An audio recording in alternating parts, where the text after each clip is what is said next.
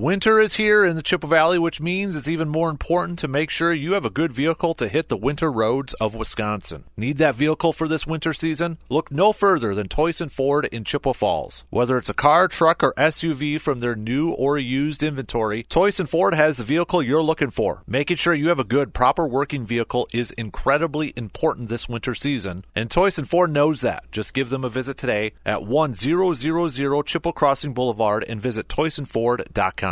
It's that time of year where we may be stuck indoors for a bit, so you need to make sure your pantries, fridge, and freezers are fully stocked. How do you do that while also saving some money? Easy. Just shop at Hy-Vee in Eau Claire. Whether it's stocking the pantry with soups or dried goods, or loading up the deep freezer with pizzas and frozen foods, Hy-Vee has the best selection to help keep you stocked during the winter months. And with their Hy-Vee perks, you'll save money at the register and the gas pump. Stock up on your favorite grocery items and save money with Hy-Vee in Eau Claire.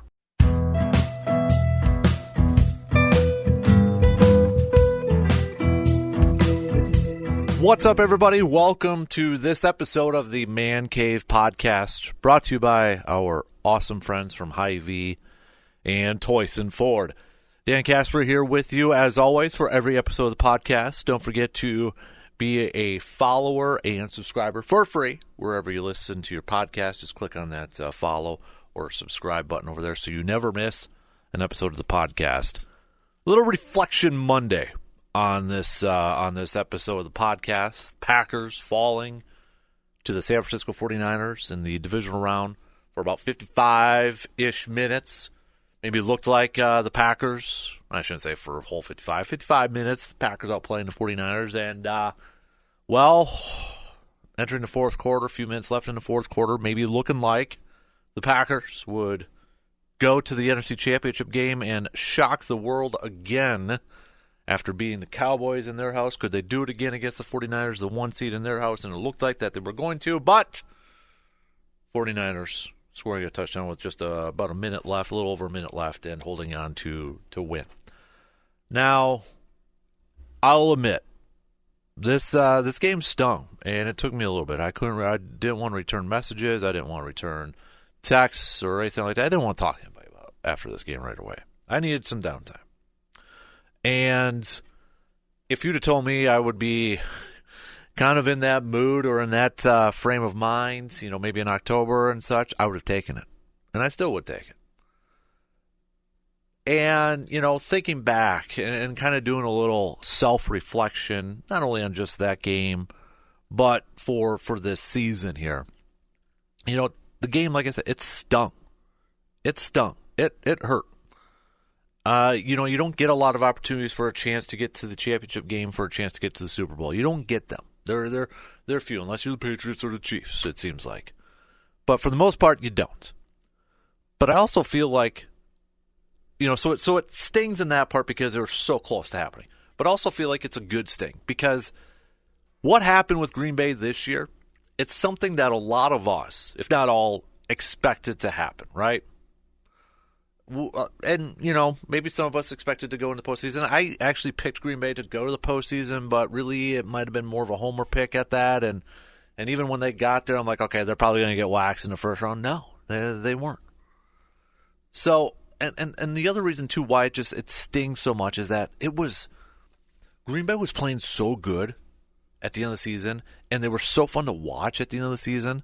The fact that it's just now over with is also a reason, or part of the reason why it stings so much. And there's going to be a lot of what-ifs talking about this game. What if they could have done this? What if they would have made that kick? What if they did this? But when I look at this season, a season that was a roller coaster ride throughout, highs and lows, right? Overall, it was a damn fun season. Easily one of my favorites. And maybe not at that time, in October when it was pretty bad and it was like, what the hell is the offense doing? What's going on here with LaFleur? Why is Jordan Love throwing in picks in the end zone to Christian Watson and such? Looking back at it now, you could tell there was growth and learning from that. Coaching, play calling, players, quarterbacks, receivers, they grew from that. They learned from that. They got better from that. So when I look at this season and I kind of reflect on it, there were so many questions that were answered. And maybe even more questions that we were hoping to get answered were answered from this season. Jordan is the quarterback. LaFleur got better as a coach and a play caller. Goody knew what the hell he was doing with a lot of his draft picks. And those young receivers and tight ends, damn, they look good. So, I said this on the morning show, and I posted it up on my Twitter account. I don't think I've ever seen another season, another year, that a Packers season, when fans are looking back at it, I can't remember another time where so many Packers fans are looking back positively on a season that ended without a Super Bowl win. A lot of the other years, there was anger. There was frustration. People were mad. Whether it was losing to the 49ers in the divisional round because of a blocked punt. Last year, losing to the Lions in a win and get-in situation at Lambeau. Losing to the Tampa Bay Buccaneers in the NFC Championship game. Losing to the 49ers in the NFC Championship game with Jimmy Garoppolo throwing like 10 passes. Days after that, fans were angry. They were upset. They were pissed. Not this year. I mean, we're disappointed. We're saddened. We're down from the game because we were so close, right? We were so close to shocking the world again. But after some time and some reflection, fans get it. There's a lot to be excited about this team. Not only for the next year, but for years to come. So they get that perspective, and I love it. And I love seeing so many fans right now excited about this team and what's to come. And the other part of this, too, that I think is what's exciting is that this wasn't I don't know if you can really factor this in as a rebuild or you can term this as a rebuild. Because as a rebuild, you're supposed to involve a playoff spot and a few plays away from going to the NFC Championship game. I don't know. I don't think you can. When we look at this year, when we look at this season, we wanted to know if Jordan was the guy. Green Bay wanted to know that. Fans wanted to know that. It was like, okay, we're going to give a lot of our young guys a chance to get some experience and learn from that, and really maybe push it for 2025 or something like that. No, not anymore. That timeline's moved up because the expectation for the upcoming season is going to be greater. They got this far. They've showed this promise. The expectation is going to be greater. Packers aren't going to catch anybody by surprise. And the Packers' expectation is now going to be fully expected to be contenders as soon as this next year. So, things that kind of stand out to me from this season. Jordan Love is number one. Okay, top 10 in passing yards without having a 1,000-yard receiver. Top 2 in passing touchdowns. He finally had a receiver, by the way, that go over 100 yards. Minnesota and Chicago, the last 2 regular season games, not counting the postseason. But Jordan Love's growth and how he looked this season. Yes, he had some down moments. Yes, he looked a little off in the beginning. But I don't think there's any questions about whether he's going to be the starter next year and for the foreseeable future. The guy's got talent. The guy played incredibly well. I believe exceeded everybody's expectations. And if he didn't exceed yours, and you're like, I don't know, you hit my marks, you're just kidding yourself. You're just lying. Okay? You're lying. So when I look back at the things that stand out to me from the season, Jordan Love is number one. That answered that question. I believe LaFleur got better this year too. I mentioned this last week, and I firmly believe it. When LaFleur was hired, very inexperienced. 1 year as an offensive coordinator with the Rams, didn't call plays. Then he goes to the Titans, 1 year play calling, gets hired to be the head coach of the Packers. I think it was a good connection for him to be paired with a quarterback like Aaron Rodgers. Somebody he can lean on a little bit more. But after a couple of years with Rodgers, not only was Jordan Love ready to take the reins and be the starter, Matt LaFleur was ready to really take full control of the offense and have it be his offense. He'll say that's wrong, and he'll downplay that, but that's the truth. And Matt LaFleur got better as a play caller this year.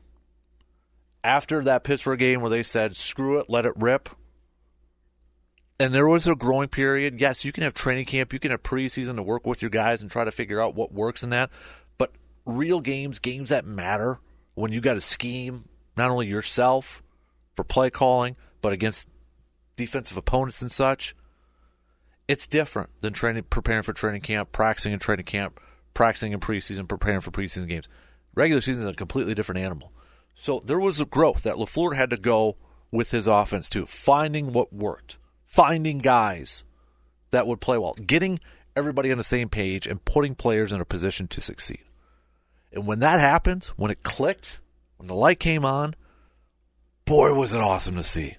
It felt like LaFleur, a lot of these games towards the end, was like a step ahead of opposing defensive coordinators. This was the offense, is the offense that a lot of Packer fans wanted to see, have wanted to see for the last couple of years. We got it. We got it. Okay? So the growth of LaFleur and this offense is what is another thing that stands out to me. And to feed off that too, I think fans need to give a huge shout out to the position coaches for this Packers team. Jason Vrabel, the wide receivers coach. His veterans were Christian Watson and Romeo Doubs. That was his group, and then it was rookies. Same thing for the tight ends. You had Josiah DeGuara as your veteran, and he's kind of an H-back, type of role. But then you go in and grab Musgrave and Kraft, and you bring in Sims before the season starts. Not a lot of experience in there. So John Dunn, they're the tight ends coach. Lucas Buckus. Dave Bakhtiari goes out after the first game. You've got kind of a revolving door left tackle. You finally get Walker over there. Zach Tom took a step this year. The offensive line play. And then Tom Clements with Jordan Love deserves a ton of credit for what he's doing with Jordan Love. But then it's like, hey, you don't have a veteran to kind of help mentor him either. We're going to give you a rookie. These offensive position coaches, these offensive assistant coaches, Vrabel, Dunn, etc., deserve a ton of credit because front office, Goody said, here you go. We're not giving you any veterans. We're giving you clay. You got to mold it. We're not giving you a lot to work with. We're giving you some raw stuff. Make something spectacular out of it. Make something work. Not just work, but work at a high level. Those position coaches did exactly that. They deserve a lot of credit. Aaron Jones also, man, my favorite Packer, one of my favorite Packers of all time. I will flatly admit, at the beginning of the year, I thought this was his final year. Contract-wise, factoring the age. Jones, a few weeks ago, said, I think I've just hit my prime. And, it's like, yeah, funny, age, contract, just saying that to kind of, maybe try to boost your stock a little bit. The dude ran for 5 games in a row of over 100 yards. Did it against the number 1 run defense in the regular season, the Bears. Did it against a good defense in Dallas, and did it against a really good one against San Francisco. That guy's got plenty left in the tank, and I think he is the perfect veteran for this offense. He is a guy that buys in. He is the team leader. He is a guy that leads by example. He is there at every practice in the offseason, mini camps, OTAs, doesn't matter. He is there. That is a guy I want on my team for his entire career. Lead by example. He has the respect of those youngsters. Go back to that Cowboys game with the audio clips, and you have Jaden Reed saying, you're a guy that I look up to, I want to block for, et cetera, et cetera. He has the respect of the young guys on that offense. He is the straw that stirs that drink. He will be back. He better be back. But I am confident saying no, he will be back next year.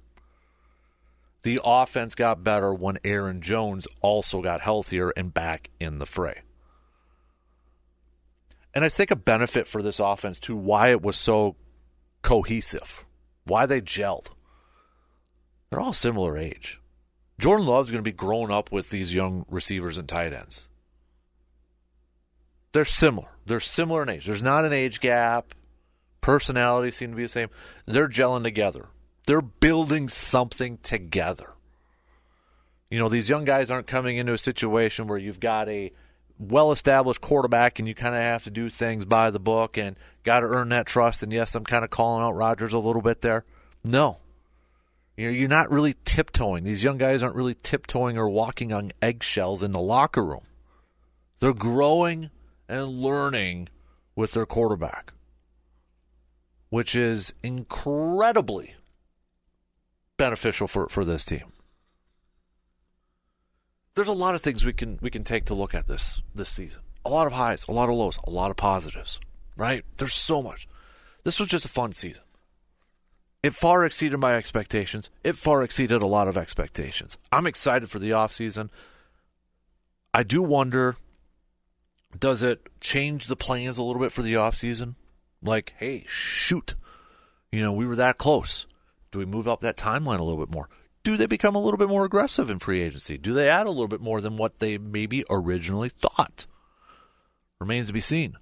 They got a lot of draft capital. They got quite a few picks in the top 100 thanks to the Rasul Douglas trade. They get this Jets second rounder as well, plus their own picks. They'll be able to add to it.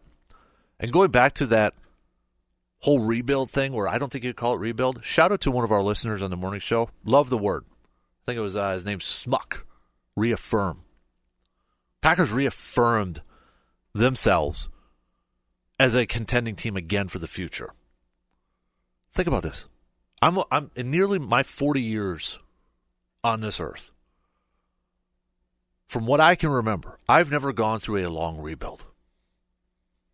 A couple of years here and there, but I've never gone through that. And I know there's a lot of fans that wear it as a badge of honor. You never went through the 70s and the most part of the 80s. You're right, I didn't. I was too young in the later part of the 80s to remember. But I didn't go through the 70s. You're right. And I'm glad. And I don't want to. You can wear it as a badge of honor. That's fine. You went through it. Had to be tough. I don't want to. And I hope I never have to. Odds are I probably will at some point. But right now I haven't. And it looks like I won't for a while now. Would you like a few more Super Bowls out of that run? Absolutely. Who wouldn't? But it sure looks like we're not going through a rebuild.